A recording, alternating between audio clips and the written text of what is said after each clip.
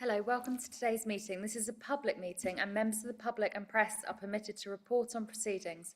Reporting includes filming, photography, making audio recording and providing commentary on proceedings. Please note this meeting is recorded and streamed live. These recordings are published on the relevant section of the Council's website. By choosing to attend this public meeting, you are deemed to have given your consent to be filmed or recorded and for any footage to be broadcast or published. If the alarm sounds, the premises must be evacuated immediately. Do not spend time collecting personal belongings. All emergency escape routes are signed. Once you've left the building, the assembly point is on the High Street opposite the Guildhall. Members and other speakers are reminded to use their microphones when speaking. Okay, Charlotte. Right, thank you. Welcome everyone to this meeting of the Licensing Subcommittee. We've got one matter on the agenda today, which is a variation application in respect of the Horn and Trumpet, 12 Angel Street, Worcester. Members, could I ask you to elect a chair, please?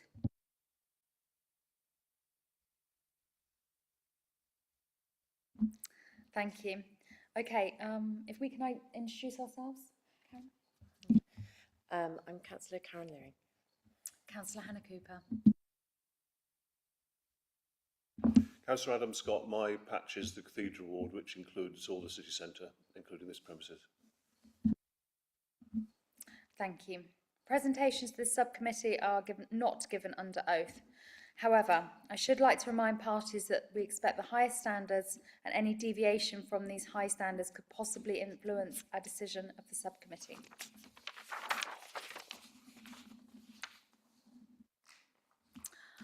You are entitled to legal representation, which I understand you've taken. Okay, so Nikki, can we move to your report, please? Thank you. Thank you, Chair. Yes, we're here today to consider and determine an application for a variation of the premises licence for the Horn and Trumpet, 12 Angel Street, Worcester. A copy of the application is attached at Appendix 1 and a copy of the existing licence and plan is attached at Appendix 2. So a bit of background for everyone. On the 12th of January 26, an application was received from Marston's for the variation of the premises licence of the Horn and Trumpet. The application contained all of the documentation, including the fee, and it has been advertised in accordance with the requirements of the Licensing Act 2003. The applicant is applying for the following variations to their existing licence. So there are some internal modifications to the layout of the premises. Externally, they want to add an enclosed external area providing seating for approximately 18 people. That's been identified in Appendix 3. They want to add some furniture and lighting to service the external area and to add a temporary external bar to be used at times of high usage to ease congestion and improve supervision. They also want to permit the sale of alcohol, late night refreshment and the playing of live and recorded music externally until midnight every day. In terms of conditions, the amendment of the current condition, the premises shall not utilise any external speakers to the premises shall not utilise external speakers after 11 o'clock. And they want the removal of the current condition, activities in external areas will be strictly limited to the retail sale of alcohol and provision of late night refreshment. The application does not seek to extend the overall licence hours or the opening times currently authorised by the licence. I can confirm there have been no relevant complaints recorded in respect to the premises with Worcestershire Regulatory Services. So in terms of representations, all of the responsible authorities have been consulted and no representations have been received. However, during the consultation process, one representation was made by a local resident. This representation cites that varying the premises licence will undermine the licensing objective of the prevention of public nuisance. This representation is attached at Appendix 4. The subcommittee should also have regard to the Council statement of licensing policy under the Licensing Act. The premises does fall under the cumulative impact zone, and that consequently a special policy relating to the licence of premises applies. However, I've lost my track. However, the application under consideration relates only to the additional outdoor area until midnight hours daily, and therefore the special policy would not apply to this application in this case. Legal implications, I'm not going to go through those. I will leave Charlotte to deal with that. She's more qualified. So the subcommittee must consider and determine the application. They must decide whether to grant the application as requested, modify the conditions of the licence by altering or omitting or adding to them, or reject the application in whole or in part. Thank you. Thank you, Nikki. And you don't have any witnesses? Nope. Thank you. Okay, now it's our turn to question the licensing officer. Have any questions, Adam? Karen, do you have a question? No? Okay, lovely. Okay, Charlotte, do you want to have any clarification? No, thank you, Chair. Thank you. Okay, it's time for the applicant or licence holder to speak in support of the application. You've got 10 minutes to speak. Thank you. Good afternoon, Chair and councillors. I'm Michelle Hazelwood from John Gaunton Partners. I'm here to represent Marston's PLC. I have with me the area manager, Stuart Burbage. Ellie is our trainee solicitor and is here just to observe and learn, hopefully, as we go through the process today. The DPS for this site is Donna Bird, who's had the premises for quite a long period of time. She would have been here before with you today, but she's got a hospital appointment which came in at last minute at 2:10, so she'll be there now. And so she sends you her sincere apologies. She would have been here. So the application has been outlined to you by your licensing officer, and I don't intend to go through that in detail. I know we have a 10-minute submission period. So what I want to do is just give you a little bit of a flavour about Marston's and the grandstand format, and then really drill down on the points which have been raised by the resident in their objection, because as you're aware from your licensing officer, there are no other representations from your responsible authorities. So in essence, Marston's are a national pub company, have numerous premises in this area and elsewhere. Last year, they decided that it was time to start spending money on their sites because they hadn't really invested capital into the estate since COVID, and a lot of the sites were looking tired, and they therefore determined that there was a couple of brands which they could work towards rolling out. And Grandstand was one of the brands, very much sport focused, going back to the 1970s television programme. And the reason they picked Grandstand was because it's not just football. This is not just about football. It's about all sport, whether that's Formula One, whether it's cricket in the summer, whether it's the women's football, whether it's the women's cricket, horse racing, the whole spectrum of sport. And they looked at sites which needed investment and which also had a history of providing sport to their customer base. So it wasn't changing the whole operational model, it was repackaging and re-pushing out that model into the community. And this site was chosen because it's always done sport, very heavily used, particularly with the Cheltenham Festival and the showing of the horse racing. So it was a perfect site for it. And one of the consequences of that across the board is that they look to bring in the external areas, because they've also simultaneously rolled out an order and pay system, which if you've been to any Wetherspoons, they've sort of pinched the idea that you can order on your phone and have delivery to table. So Marston's felt that they should license the areas to which they did order and pay. Strictly speaking, not required, but they think that's best practice so that their teams understand the space, which is their responsibility, and for the training of staff. So that's the background. This site was chosen, and as your colleague has, your licensed officer explained, the changes to the interior are absolutely limited when you walk through the door in relation to the layout of the furniture, etc. Believe it or not, £250,000 has been spent on this premises.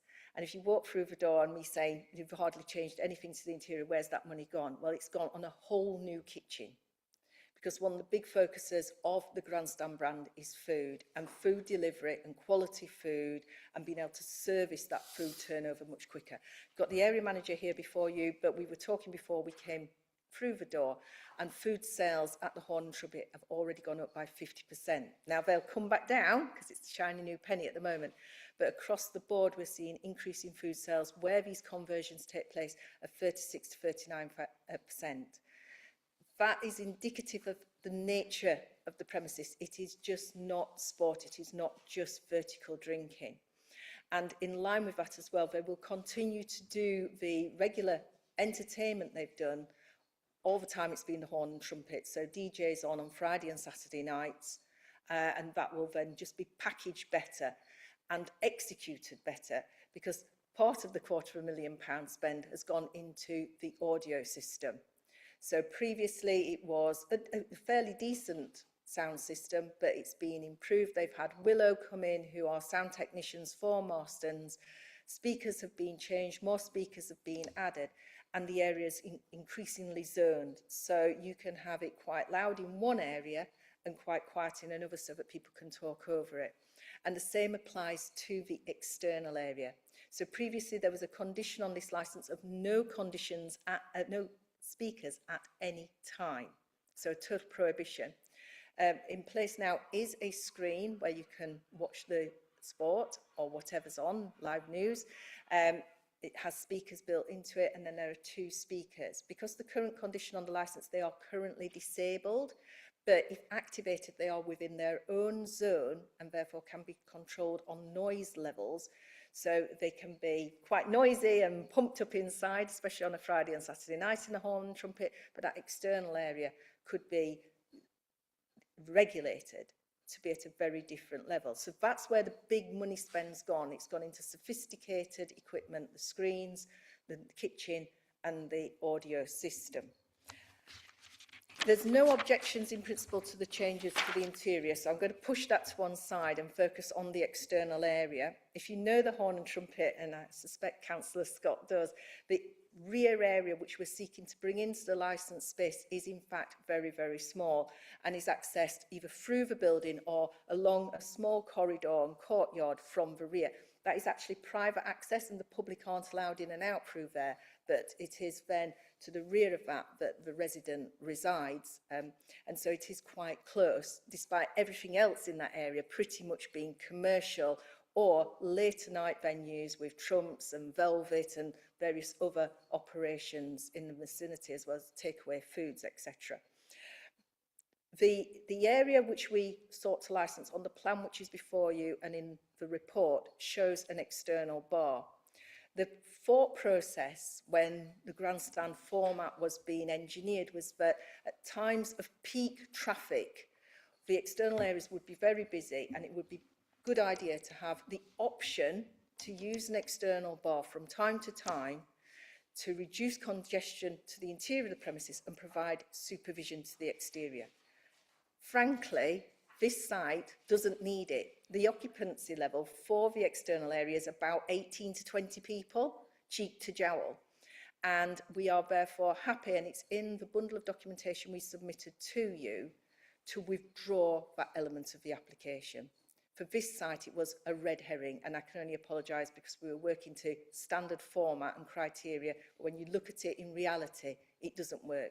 And that would have been the magnet, and I suspect from Mr. Stern's point of view, the alarm bell ringer, as to, oh, we're going to have so many more people coming in, they're going to be wanting to get to that external bar, guys crowding round it, shouting, ordering, etc. Well, we withdraw that, and I undertake, if your legal advisor wants to make note, we will undertake to submit a revised plan with that removed, subject to grant today of the application.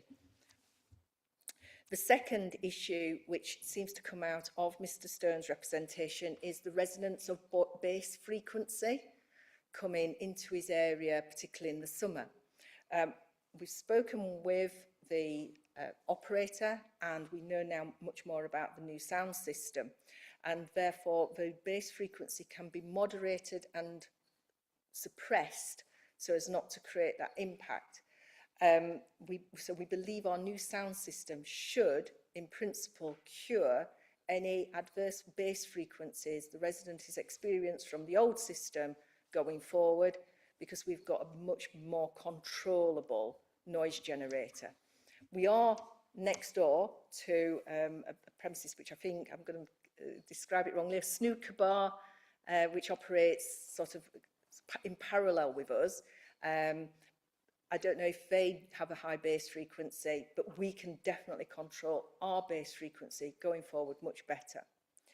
The third point which Mr. Stone raises in his representation isn't really to do with this application at all, but I can understand is a real nightmare for him, and that's the metal gates at the rear closing. Again, at site today, we've spoken about that, and we'd already spoken with the project manager who Mr. Stone spoke with when they were doing the works.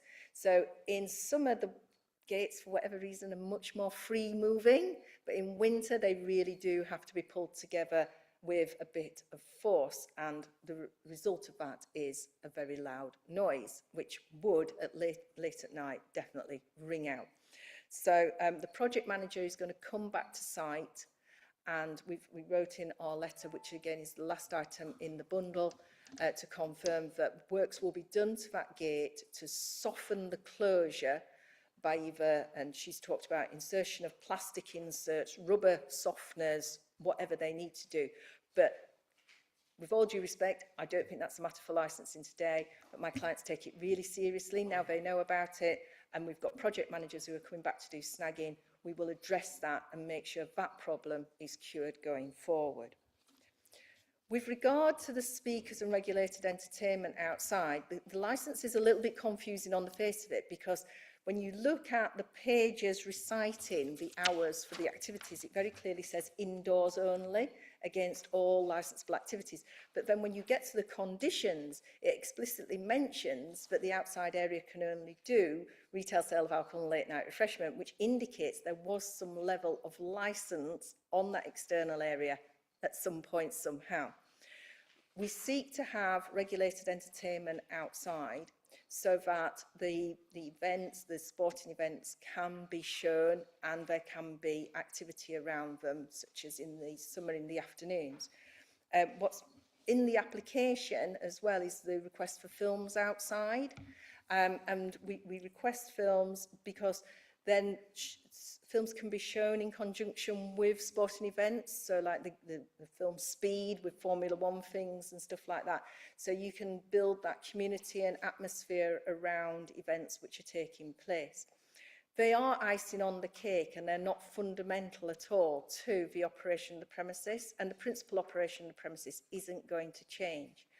So we would ask for a grant of regular entertainment outside, but having been to site and the area manager and speaking with Donna and Adrian, who've been there for a long time, they actually agree with Mr. Stone in principle that speakers out there is a problem late at night. We'd put, me and my ivory tower, a curfew, self-imposed curfew of 2300 hours. That's probably too late. And looking at it, we would suggest that actually that condition, if you would be inclined to do so, is altered to 2100 hours, so that we're not impacting on time when people may be sleeping. And then in the daytime and in the early evening, the speakers can be used in that space if required. They can be zoned to a suitable level and used sensibly and with sensitivity. But at the moment, there's a complete prohibition, which I would respectfully submit is disproportionate, because I'm not from Worcester. You probably worked that out from my accent. But today, it was busy. There was lots and lots of background noise. There was other things happening in the area. So 3 o'clock on a Saturday afternoon, when it's Cheltenham races and the city is full of people, the speakers in that space are not going to punch above background noise. You know, they're not going to have an adverse impact in relation to our licensing objectives. If we take that to Wednesday evening at 11 o'clock at night, when the city is a lot quieter, yes, they would have impact, and we totally appreciate that. So actually what we would ask you in your determination to consider is a sensible time where both sides of the coin are addressed. The operation of the premises given a little bit more flexibility, but we understand that there needs to be some protection of the nearest resident, and what I'd put in, thinking it was a good idea, a curfew of 2300 hours, was probably not right. And with the removal of that curfew lower on speakers, but a permission to be able to do regulated entertainment outside, and the removal of the magnetism of the temporary bar for events, I would respectfully suggest that we're now getting to the right place in relation to promotion of the licensing objectives in connection with that external space and its operation going forward. I think I've used my 10 minutes. If you need answers, I have the area manager with me. We can give you lots more information about what's been done at the site and how the site intends to operate going forward. Thank you. Lovely, thank you very much. I will give the applicant the same amount of time, the public speaker the same amount of time. Right, okay, questions for the applicant? Do you have one, Councillor Scott? I have several. And would like them all at once, Chair, or shall I do them? Do them one at a time, if that's Okay. okay. Could you be clear what it is you're proposing amending the application to? What is it you're withdrawing? What are you suggesting? So as per the back of the bundle, we wrote a letter to Mr Stone. Clearly, we can't condition the gates, the work to the gates, because that's outside of scope, but to undertake to submit a new plan with the external temporary bar removed, and to amend the proposed wording of the condition in relation to external speakers to 2100 hours instead of 23. Yeah. Yeah. It's sort of like bedtime, early bedtime for adults, slightly late bedtime for children, but we don't believe there's many other residents, particularly families in the area. Okay, thank you for that. In terms of the operation of the building and the building as a whole, you said that you could only get 18 to 20 people outside and that's shoulder to shoulder. What's the capacity of the pub as a whole? That's the first point of that. Secondly, what is the present use of the outside yard? And thirdly, what do the clientele do if they want to pop outside for a quick smoke? Yeah, well, capacity was 285. 285 capacity. Capacity. Sorry, 285 for capacity. The outside area principally is a smoking area. It's not a pub garden as such. There's about 4 high-level tables with some chairs, some stools to sort of perch on. But in reality, it's a place where people nip out for a cigarette. And they can take their drinks outside. They can take their drinks outside. It's sealed in within that back area. And Yeah, the gates and you've going got out to- seating at the front for, I think, permission for about 15 or 16. Something like that. Currently there's 3 tables with sort of 3 chairs sat round and just with cafe barriers separating them from the Two more street. little questions, if I can. Are you saying there will be a screen at the back, There's a screen, yes. and you will keep that, Yes. but no bar? And what's the difference between films and TV in terms of licensing or how it works? Because So- you'll clearly be showing films through the same screen, won't you? Yeah, so as a licensable activity, I didn't switch my apologies. Live broadcast of sport and news is not a licensable activity because it's live, it's a broadcast. Films are things which are recorded, and that can be from a film right through to Only Fools and Horses, you know, and everything in between, which has been put onto a stick or a tape or a disc and or streamed and is played back. So if it's not live, it's recorded. And lastly, I may be told this is irrelevant, or I can't ask this question. Are you aware of the proposal for a large residential development right next door on Angel Street? Our clients are, and head office is going to put in their comments in relation to planning to try and activate agent of change.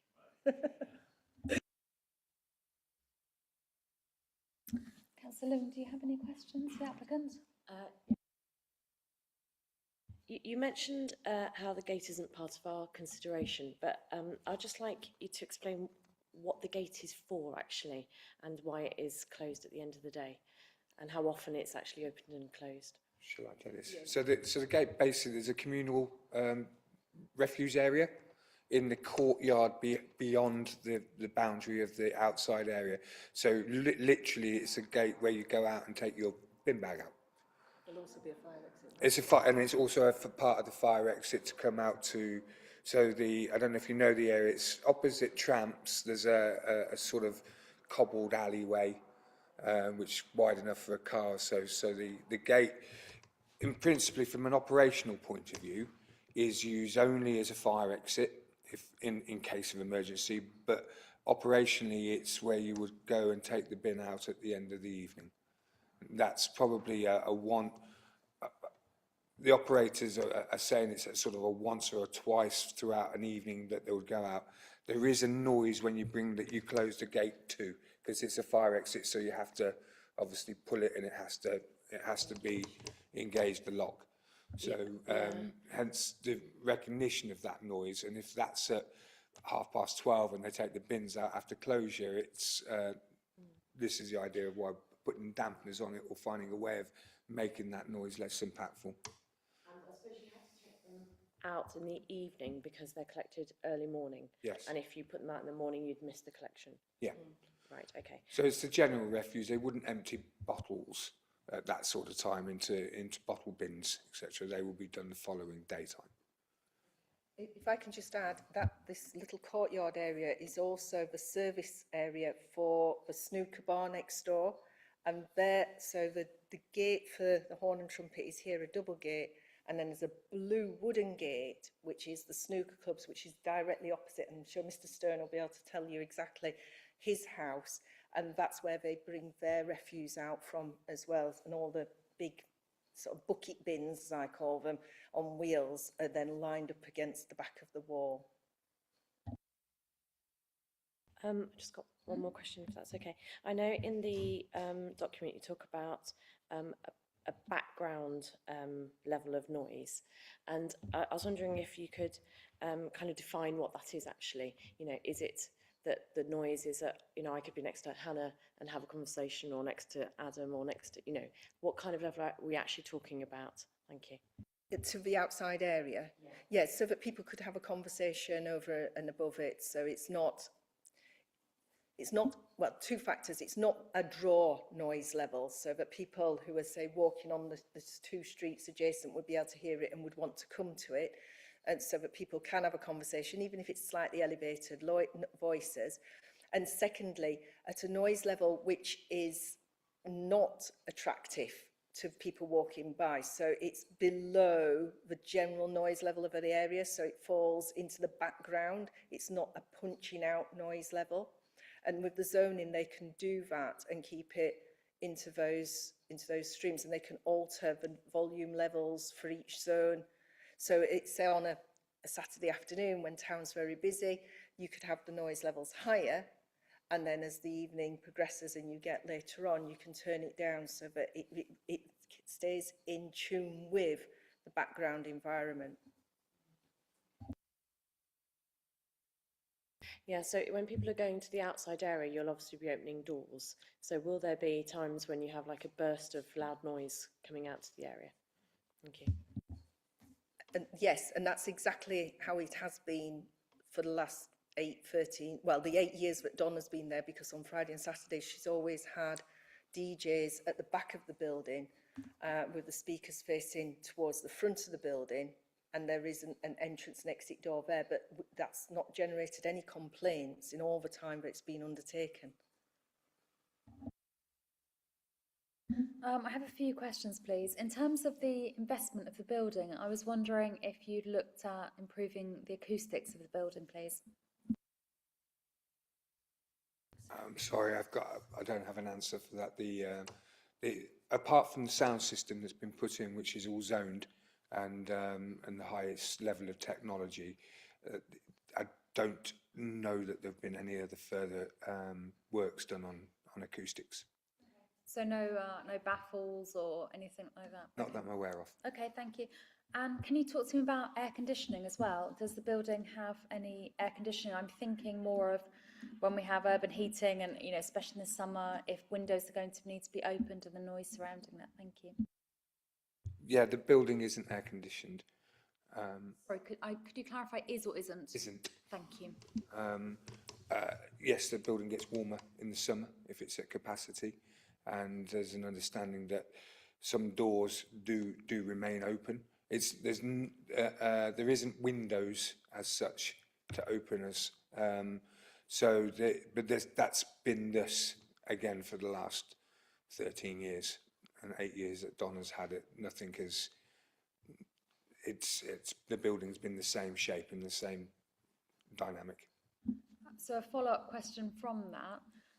You're saying the windows don't open. I'm looking on Google Maps now, photo taken 2025 in July, and it does look like the front windows are Oh, open. the front windows.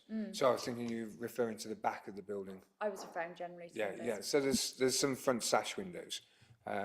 I've been with the business for 6 months, so historically I'm not aware of how they've operated in the summer. I joined at the end of August last year, so it's my first summer season in the Worcestershire area with all our lovely pubs locally. Welcome to Worcestershire.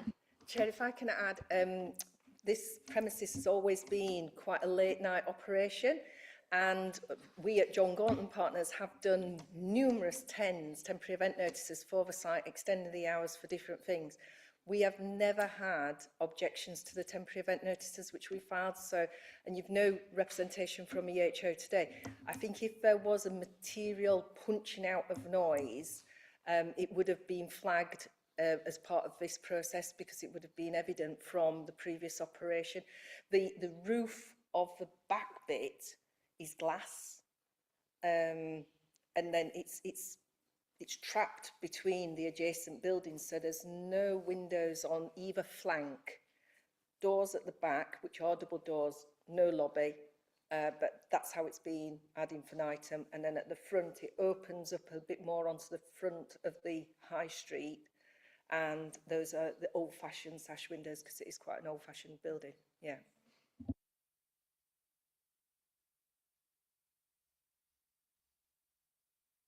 Thank you for taking the time to answer the questions. Right. Okay. You don't have any witnesses?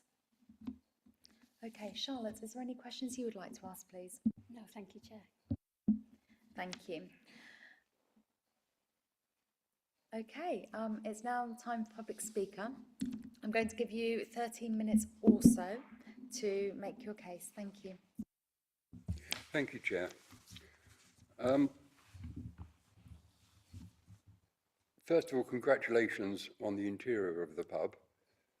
That's an excellent job, and I appreciate the offer of having the doors looked at. However, you are incorrect on how many times that is used. It is in constant use. They throw their rubbish out to the bins, I would say at least 3 or 4 times on a Friday and Saturday night. They don't attempt to close the doors, they slam them, and I've seen them, how they close. And that vibrates because of the metal, as you have admitted, and it becomes quite an echo, loud sound. But you are going to do something about that, I appreciate. Also, very quickly, it's not a refuge area as such. The Horn and Trumpet has its own set of bins, and I believe are allowed to go there with permission from the landlord of that land. The flats have their own section of bins, which covers the Angel Hotel, Monkton House, which is over next door to Trump's, coffee shop underneath.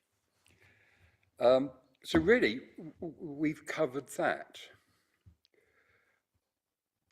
which is a big problem. Also, I forgot to mention as well, the bar staff exit and enter regularly that way. And it's on their exit, especially on the Friday, Saturday night, late at night, they do like to shout their goodbyes and what top of evening they've had. If they've parked out the back, they like slamming their doors for the cars, which seems to be a modern day thing to do. Moving on to the actual license to have music outside. I appreciate the sound system you've got, but I need to ask a question, if I may, to them. And that is, the DJ on a Friday and Saturday night, is he connected to your sound system or connected to his own speakers? Do you want to? Yeah. I'm sorry, all questions need to come through me. Oh, I So, do so apologise. that's okay, I didn't make that clear. So please finish what you've got to say and then we can do that, thank you. Okay, thank you. Because I believe that the DJ is not the quietest people of loading his van and leaving. But the loudness of the music can be quite extreme when the last set of doors are open. It's also quite loud when you have your interior doors open. So you get them both open, it's quite a blast of music. I have briefly, for 5-minute periods during the evening on last Saturday, had a decibel app on my phone. And that's showing that it has decreased because it's showing an average of 49 decibels and 80 decibels maximum.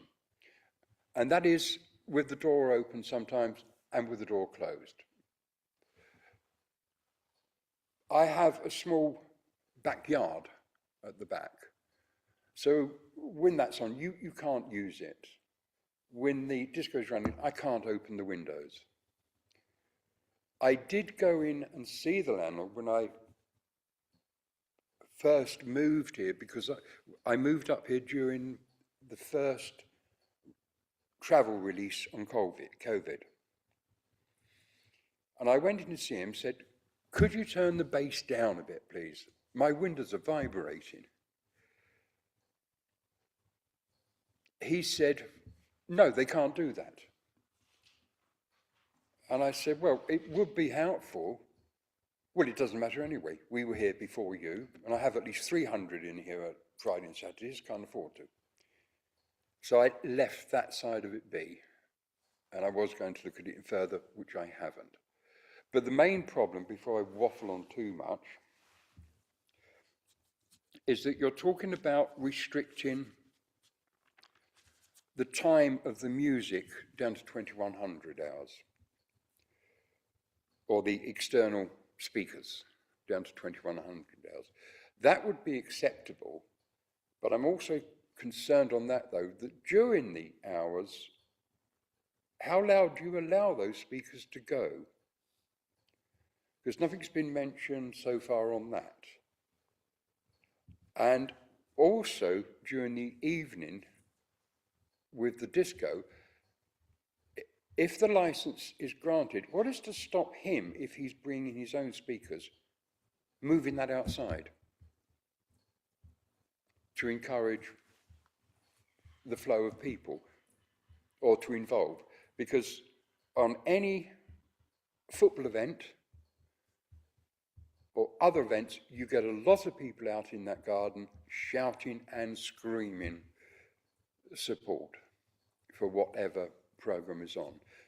And that has caused us difficulty. Others haven't complained so much. They've moved out because the main set of the building is student accommodation. So they tend to go quite quickly. We, however, have moved in and we've been there now for 5 years. So I feel that I'm in a position to put the complaint forward to see if modifications can be made. And I think really, before I start repeating myself, is, Chair, that is all I'm asking for at this stage. That's it, bar the question that if I may put through the Chair. Thank you very much for your representation. First of all, I think we're going to ask you questions, if that's okay.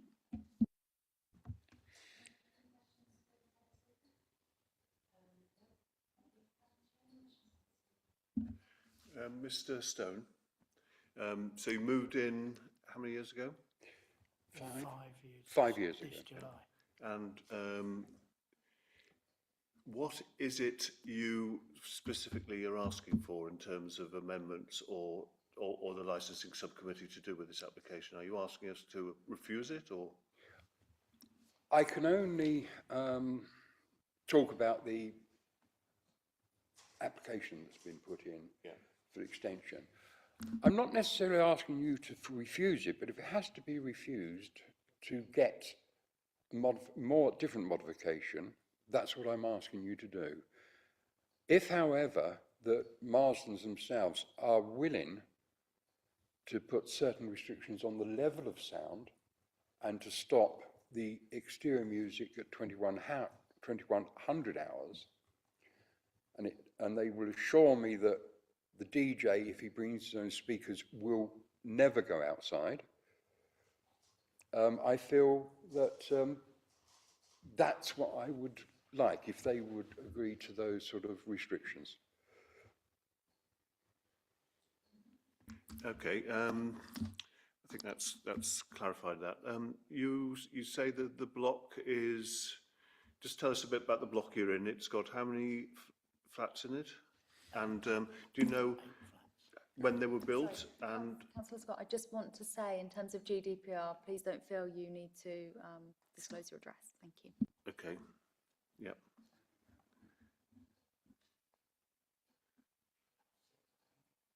And sorry, and you mentioned the Angel Hotel. Was that your building, or is it the one opposite? So it's built as a hotel, was it? Number one, there's about 14 apartments, students' accommodation. We are on the ground floor, we have the largest, and we also have our small little garden, that garden at the back. Originally, the building was a fire station. The cafe held the horse-drawn carriages for the fire. Then it became, I believe, the Norwich Union offices, and then it became a hotel, I believe. And that name seems to have stuck ever since. The date of the building, so I like my local history.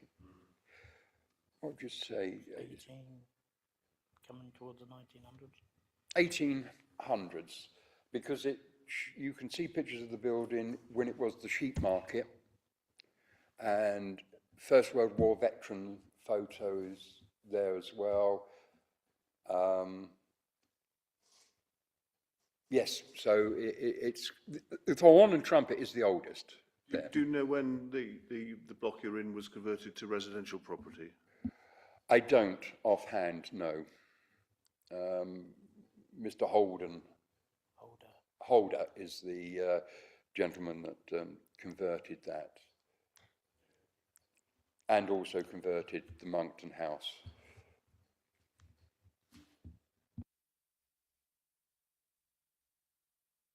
Thank you. So to the applicant then, there was a question about DJs. Is it an independent DJ? Could the DJ go outside, and does the DJ have access to their own system or your sound system, please?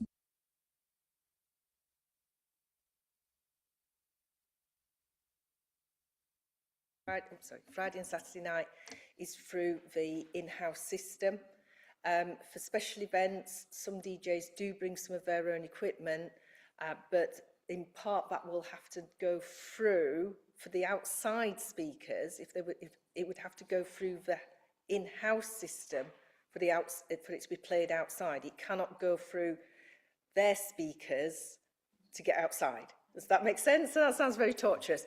But in relation to outside use of a DJ, that cannot happen because we don't have the RCD plugs outside, which would allow a DJ to lawfully operate externally. So although they could be under the little smoking shelter and out of the rain or the wind, etc., there isn't the plugs of the right nature to allow entertainment outside. So there can be no provision of a DJ externally in that space for that reason, if nothing else. What was the third question? What was the third element? No, you're asking. the level of the noise. Level, yeah. I think Mr. Stone addressed. I think so. And the reality is it's just background TV commentary. If we're talking purely operational, what we would generally be looking for, it's a smoking area. People will go out, and it's low TV volume. In reality, that's what the operation is going to use. I guess from a licensing point, you have to look at all eventuality and possibility, but that's the principal use of it. So it would be like the horse racing commentary coming out of the speakers in that space. Then, technically speaking, we've got like two things running in parallel. We've got the licensable activity of regulated entertainment, so we're looking at films, and then the worry, I think, is the regulated entertainment of recording and live music, and then the use of the speakers, which is going to be used for a non-licensable activity, the broadcast of live sport. And it's trying to navigate, so it may be that you feel that you might want to restrict the ability to have regulated entertainment externally more rigorously, but allow the use of speakers in relation to the live broadcast of sport more generously. It's this very strange two parallel lines running together, what we're talking about. I don't understand that. You'd like some clarification, Councillor Scott? Yeah. Could you rephrase perhaps, Councillor Scott? Thank you. So we don't need permission from you today in relation to the broadcast of live sport. That's not a licensable activity. But to be able to use the screen and show the horse racing with commentary, we need speakers. And the current condition on the licence prohibits any speakers at all externally. So that's where the speaker condition becomes an issue for the operation of the premises. The other side, the other parallel line, is that in the application we seek to licence the external area in relation to regulated entertainment in the form of live and recorded music and films.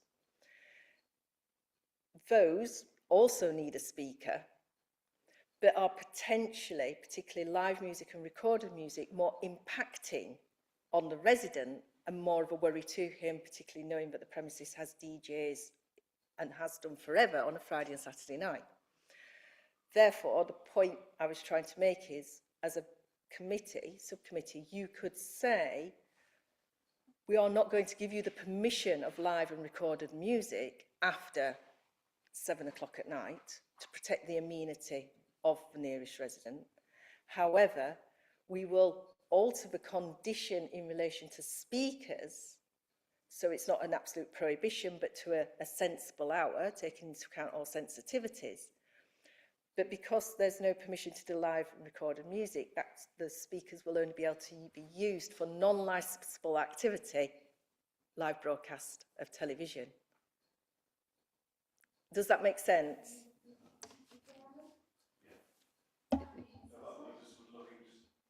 I was just going to say it's something we can discuss more in detail, but it all goes back to the Licensing Act and the Section 182 guidance. So You appreciate what she yeah, said, yeah. Yeah, we could discuss in the adjournment. Yeah, Okay. of course. Can I just ask about staff members exiting and entering the premises, please? Yeah, of course. I mean, I wasn't aware until Mr. Stone pointed it out that that staff would be leaving the business on that. I mean, it's a simple instruction really from me as their operations manager to say, look, you know, as part of any arrangement or agreement that we come to is that the staff leaves through the front door. I mean, they're probably just going out, maybe if they're parking their cars there, as Mr. Stone has suggested, it's rather than, it's just a bit of laziness, isn't it? Walking around the perimeter of the building to get back to their car. But now it's been pointed out to me, I'll absolutely mention it to the licensees and the operators to say, look, you know, out of respect for our neighbours and our locals, let's leave through the front door. I don't see that there's any reason particularly why that couldn't be plausible. Charlotte, would you like to speak? I was just going to ask just for clarification. So we've obviously heard that Environmental Health haven't had any complaints. Have you received any complaints prior to this application?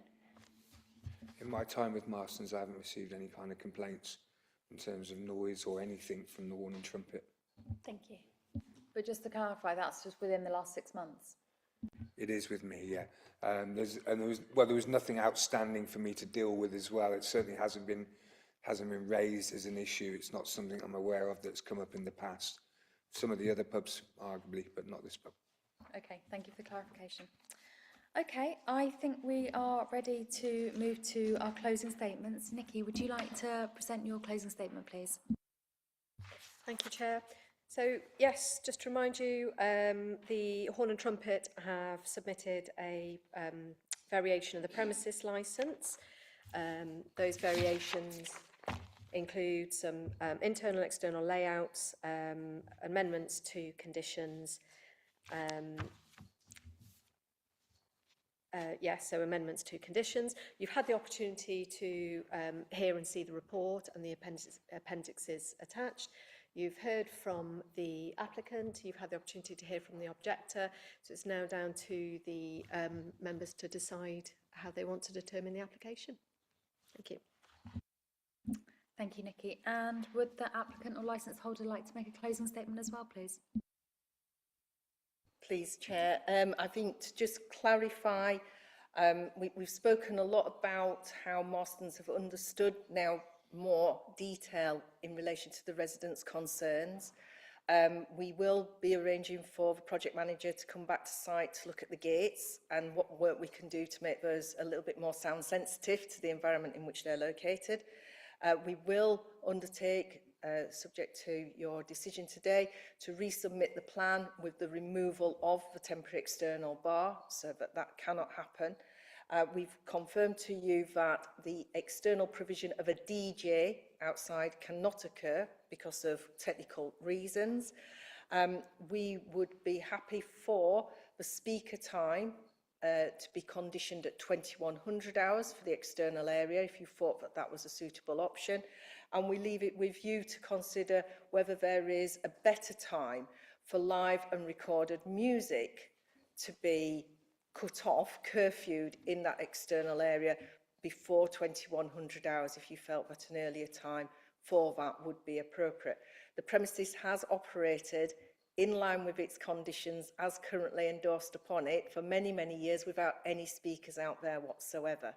And it is the icing on the cake of the operation. It is not the body of the operation and what the grandstand changes have brought to the site. That's brought massive capital investment in relation to the kitchen so they can drive food sales and provide more offers to their customer base, and then also the sophistication of the sound system, which we've already heard from Mr. Stone's own evidence has reduced some of the sound levels which he's hearing and can be refined further, and we can ask Willow to re-attend site.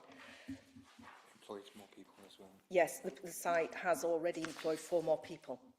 So, Sorry, could you repeat that last due to the change, the conversion, the site is already employing 4 more individuals, which takes me to the new guidance 1.18, which talks more about economics and economic growth and the benefit that hospitality can bring to the local economy. And then what I would say is this, in relation to the guidance and looking at particularly proportionality and burdens, the space which we're asking to have included into the licence, as your officer said, in relation to your CISN special stress policy, doesn't really trigger it. It's so small a space. It is not fundamental to the operation of the premises, but we feel that it can operate better and provide customers a better resource, but still sit in the environment, because despite being surrounded by commercial operation and nightclubs going till 4 and late night refreshment going to 6, we do have one set of residents on literally in our backyard. And therefore finding that moderation is what we're seeking to achieve, and that's why I was instructed to write to Mr. Stone during the consultation period and try and sort out what we thought were the key problems in anticipation of the hearing. Thank you. Okay, thank you very much. We will move to an adjournment now where the committee will... Oh, sorry. Sorry, Chair, if I Charlotte. could just do my legal advice, if that's okay. Thank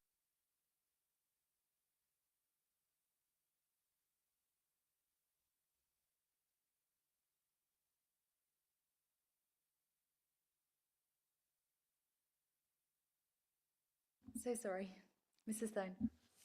Yes, I see in one sense that they've had a sort of closing statement at the end. I would just like to add to that statement is, yes, it is a small yard, but you're saying it's not fundamental to the changes. So in one sense, why are you and why am I here, or we're here, when you're saying also that we're the only resident? We're not. There's 14 students' flats up there. They move in and out. Those that were more permanent, and they're above us in flats, have moved out on the grounds that they can't put up with the noise level. They get more of it because they're above the height of the gates. And it just concerns me that, you know, what is the major problem? I don't understand the legal side of your sport or your live screening. If there's people sitting outside, I'm sure they'll want to hear the film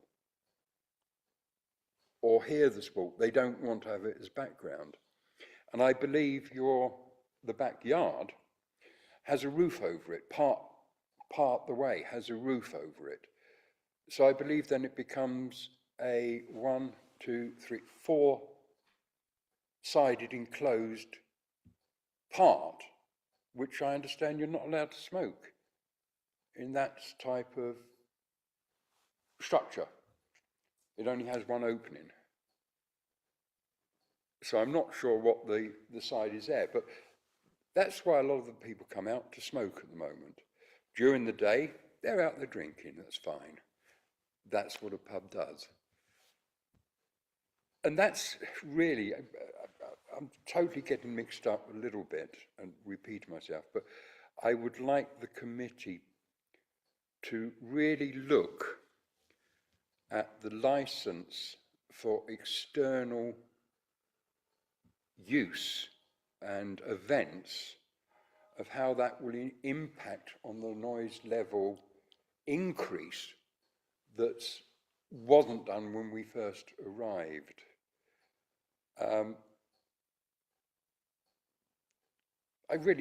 That's what I'm asking, Chair. Thank you very much. Mr. Stone. Charlotte, would you like to say something? Sorry, Chair, I just wondered if the applicant wanted to respond. I think most of the points, unfortunately, weren't within the previous representation, so they wouldn't need to address those, but I don't know if they did want to come back at all, just to give you an opportunity. I think just points of clarification. The area does comply with the Smoking Act because you've got a larger space which is totally open. The occupancy of that space has not been increased by virtue of the work at all. It is a captive space, so however many were there before the works was done are exactly the same number, and we've got that as 18. There's 3 tables and a few chairs, and then people standing. So as to occupancy, density of use, etc., there is no change at all. It is exactly as it was. Thank you. Charlotte?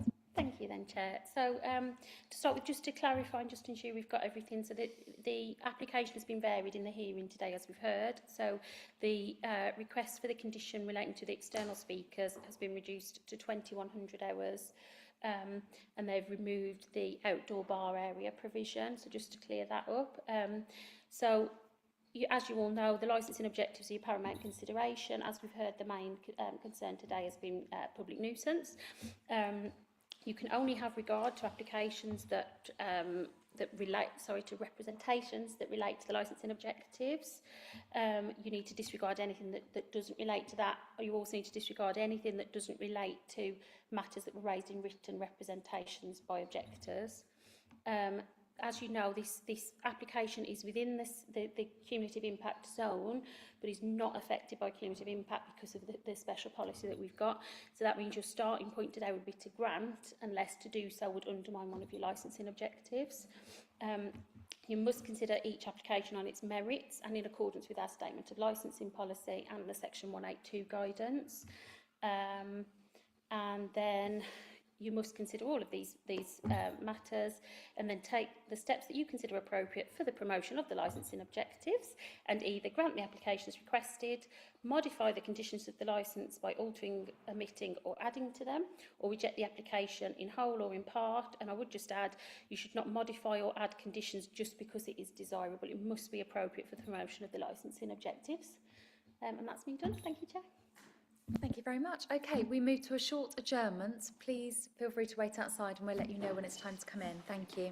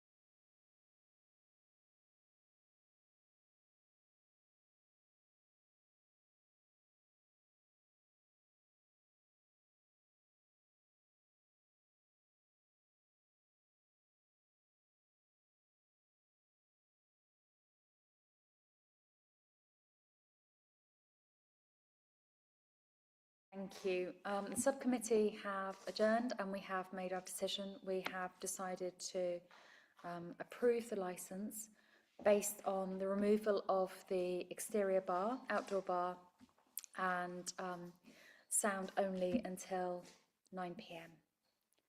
Charlotte, thank you. Thank you, Chair. Just to clarify, it's external speakers till 9 p.m, wasn't it? Yeah. We do a written decision notice within 5 working days, and then obviously there's a 21-day period of appeal after that. Would we be able to ask you to get us the revised plan by the end of the week? Is that practical? Yeah, thank you. Thank you. Okay, thank you. That's the meeting concluded. Thank you, everyone.